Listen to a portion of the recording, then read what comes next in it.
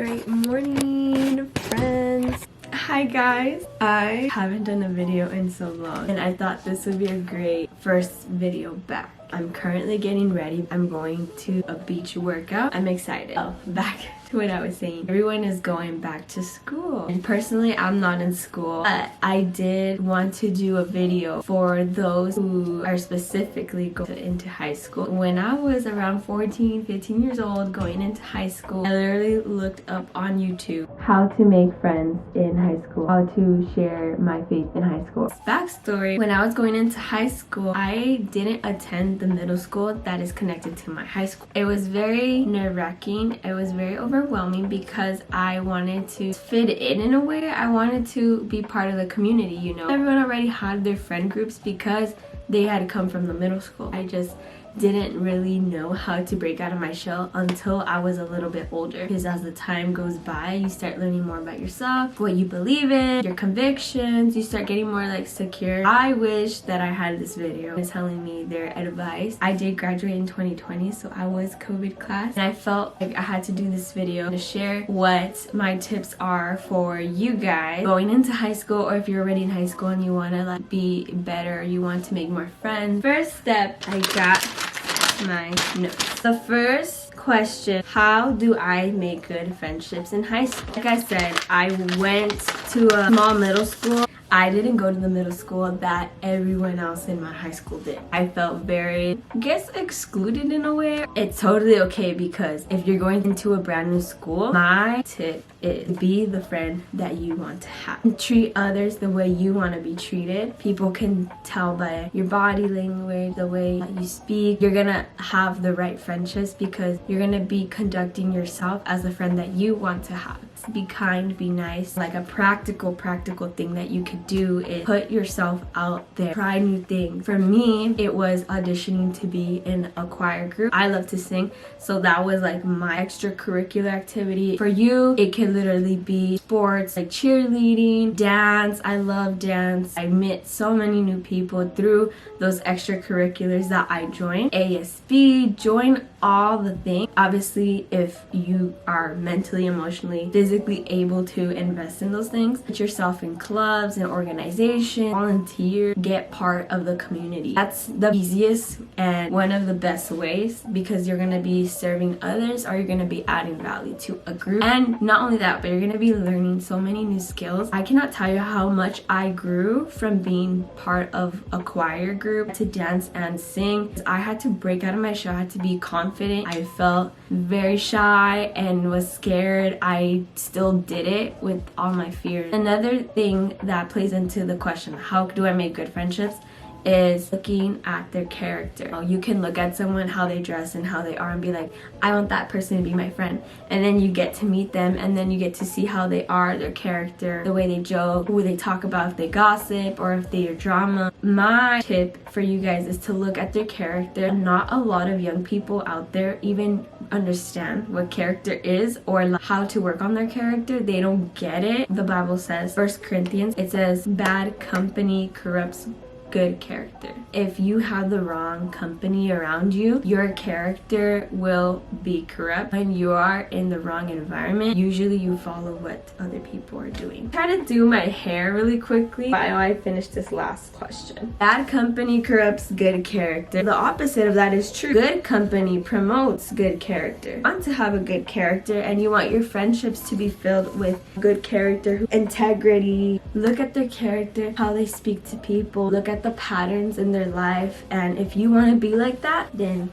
júntate con ellos. If you don't know what that means, join them. Like, join with them. Probably already heard the saying, if there's 5 fools and you join them, you're probably going to be the 6th one. But if there's 5 people who have good character, who have integrity, who are godly, you're probably going to be the 6th one. I'm not saying that you have to completely shut out people who are not like you or who you do not want to be like, because trust me, I made a lot of connections with different people and different backgrounds. I would recommend keeping your distance or having some boundaries up, which are healthy. Never cast anyone out just because they might be different from you. If anything, the way you are should inspire them. Never know who's watching, and I just recommend to continue to conduct yourself as an example to others. Next question. How can I balance school with my relationship with God? I love this question, but I also think that God should be the center of everything. And when God isn't your firm foundation, when God isn't the rock on which you build on, things fall apart. You get burnt out, you lose motivation, your own strength is just not, you might get through it, but the state of how you get through it is not going to be the same as when you do have God in your life. Matthew 6:33 says, seek first his kingdom and his righteousness, and all these things will be added on to you. Prioritize, place God first. Place God at the center. Place God above everything else in your life. In your schoolwork, even your teacher's opinions, even your classmates' opinions, everything. Put God first. Not saying to procrastinate and to not do your work, or that you putting God first is going to get you an A. I'm not saying any of that. And this is just a testimony of my experience. I have been a straight A student my whole life. To put that into perspective, I'm also a pastor's kid, also a worship leader, did kids ministry, had to be at church early. I was at church like 3 times a week, sometimes 4 if there was events. See, as I grew older, it only intensified because I chose to volunteer for certain things. You know, that was my decision. I want to take this on, I want to take that on.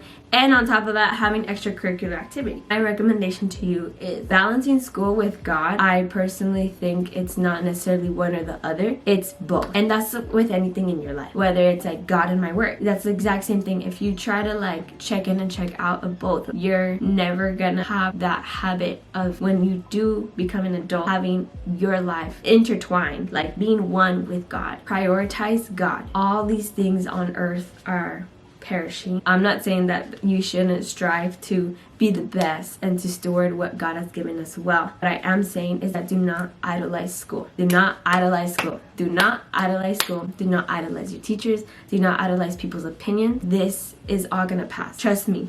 Trust me, trust me. The popularity, status that people have in high school, it's so temporary, guys.